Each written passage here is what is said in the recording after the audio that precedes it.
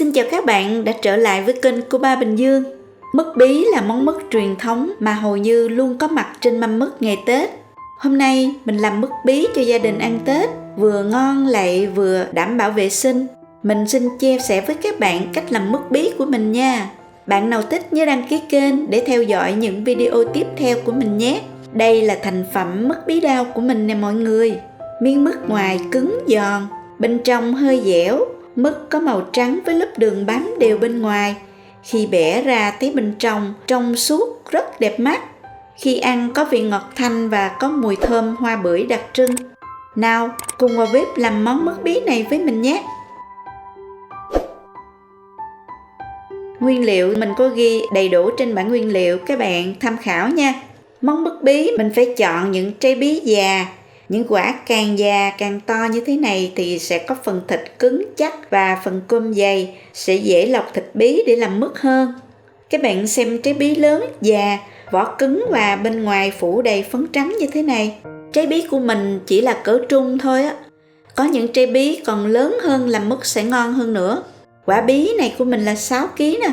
Bây giờ mình sẽ đem gọt và cắt bí thành những miếng vừa ăn. Vỏ của quả bí là khá là cứng.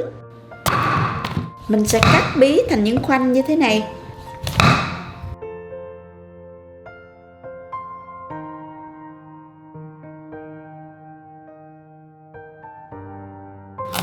Sau đó cắt dọc xuống và gọt bỏ hết phần vỏ bên ngoài, cắt sâu vào phần thịt của quả bí, bỏ hết cái phần thịt màu xanh xanh đó các bạn, để cho thành phẩm mứt bí của mình nó có màu trắng trong và đẹp mắt hơn.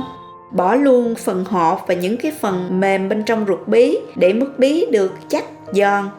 Chính vì phải bỏ khá nhiều á, cho nên mình phải lựa những cái quả bí lớn như thế này. Cắt bí thành những thanh như thế này. Bề ngang thì khoảng hơn 1 cm, chiều dài khoảng 5 đến 6 cm là vừa và đẹp. Mình sẽ cân lại xem bí sau khi sơ chế được là bao nhiêu để tính được lượng đường phù hợp nhé các bạn. Chỗ bí của mình ở đây là 2 kg nè. Bây giờ mình sẽ đem bí đi ngâm với nước vôi trong. Đổ ngập nước vôi vào bí.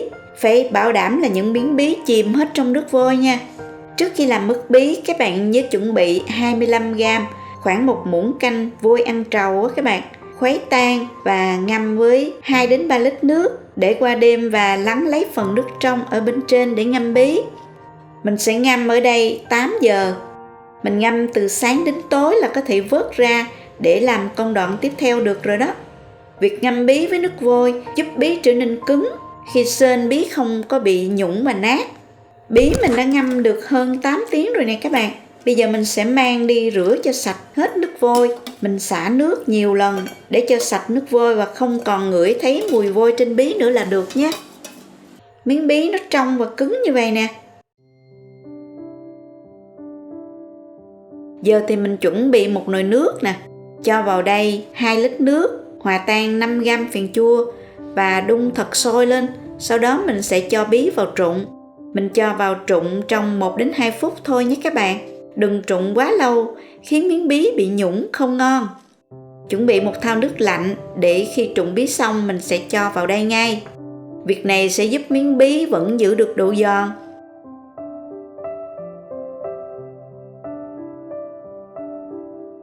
Sau khi trụng xong mình sẽ đem đi rửa chỗ bí này thật sạch để bí không bị chát mùi phèn nhé. Rửa xong các bạn để bí trên rổ cho thật là ráo nước.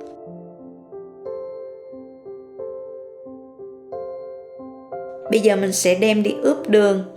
Đối với mứt bí thì mình sẽ ướp 1 kg bí, mình sẽ dùng 700g đường.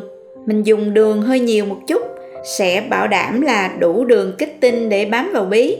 Các bạn có thể dùng đường phèn hay đường cát trắng đều được. Lượng bí của mình là 2 kg bí, mình sẽ dùng là 1,4 kg đường nha các bạn. Mình sẽ ướp đường qua đêm để đường ngấm sâu vào bí.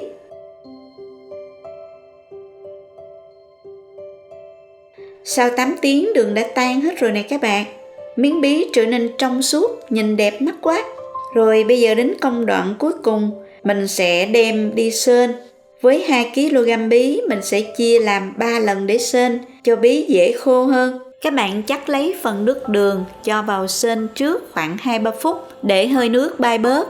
Xong rồi các bạn cho bí vào sên cùng. Mình dùng chảo có phần đế dày một chút để khi sên, nhiệt độ ổn định sẽ dễ sên hơn các bạn nhé. Sau đó hạ lửa vừa và đảo đều tay. Mọi người xem miếng bí trong suốt nhìn đẹp chưa nè. Thấy nước cạn bớt, mình hạ lửa nhỏ và vẫn tiếp tục đảo đều tay để tránh mứt bí bị đổi màu nhé. Lúc này cho một ít hương bưởi hoặc là vani vào mứt tùy theo ý thích nha các bạn. Và trộn đều để cho mứt có hương thơm hấp dẫn hơn. Khi các bạn thấy đảo mứt nặng tay thì hạ lửa xuống mức nhỏ nhất và vẫn đảo đều tay nhé. Bây giờ đường sẽ bắt đầu kết tinh và bung trắng bám đầy trên các miếng mứt. Mình tắt bếp và vẫn đảo mứt đều trên chảo cho đến khi mứt nguội hẳn.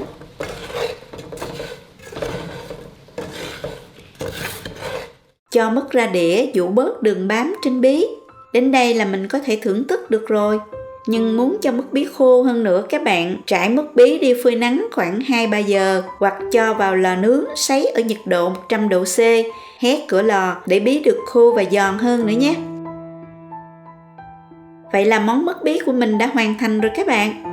Miếng bí có độ cứng, bên ngoài phủ đều đường trắng, bẻ ra bên trong suốt rất đẹp mắt.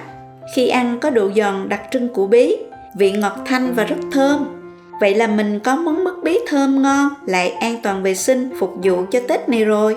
Để bảo quản, các bạn đựng trong hũ kính hoặc túi dán kính, giữ nhiệt độ phòng được 2 tuần á các bạn. Để an toàn, các bạn nên bảo quản tủ lạnh để dùng dần nhé. Chúc các bạn thành công với món mứt bí truyền thống này nha. Hãy bấm đăng ký và bấm vào cái chuông để tiện việc xem những video mới của mình nha. Cảm ơn mọi người đã luôn đồng hành và ủng hộ kênh Cô Ba Bình Dương. Chào tạm biệt và hẹn gặp lại.